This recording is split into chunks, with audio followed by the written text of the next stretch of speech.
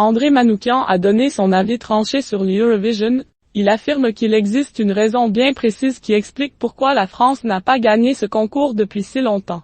André Manoukian a répondu en toute franchise sur l'échec tricolore à l'Eurovision.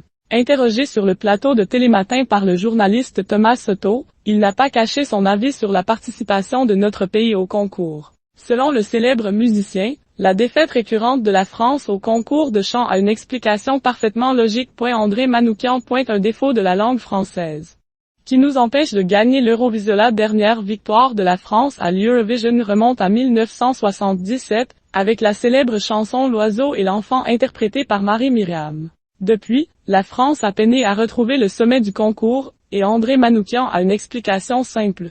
Nous ne parlons qu'avec 3 petits muscles autour de la bouche, ce qui, selon lui, limite nos capacités vocales et d'expression. Pour appuyer son propos, le musicien s'est soudainement mis à adopter un accent canadien bien marqué, si je parle français avec l'accent canadien.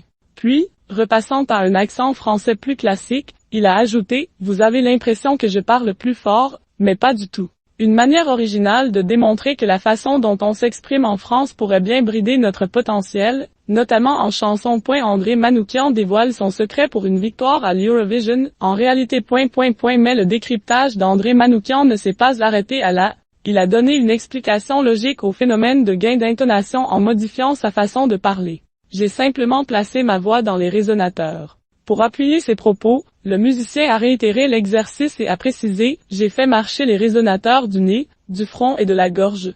Puis, il a évoqué un autre élément essentiel, la langue anglaise est comme ça, soulignant que pour bien chanter en français, c'est presque de la rééducation qu'il faut faire. Cependant, André Manoukian a nuancé ses propos, on a des organes qui vibrent à des fréquences différentes aussi. Ce sont des fréquences qu'on n'entend pas, mais qui sont dans la nature. Il a conclu en disant, les fréquences très basses, on ne les perçoit pas, mais notre corps les perçoit. Or, en réalité, on n'écoute pas qu'avec les oreilles, on écoute avec tout le corps. Cette année, c'est Loun qui représente la France à l'Eurovision avec son titre Maman, placé 4e chez les bookmakers après sa performance au Stade de France le 15 mars dernier. Va-t-elle permettre à la France de décrocher enfin une victoire?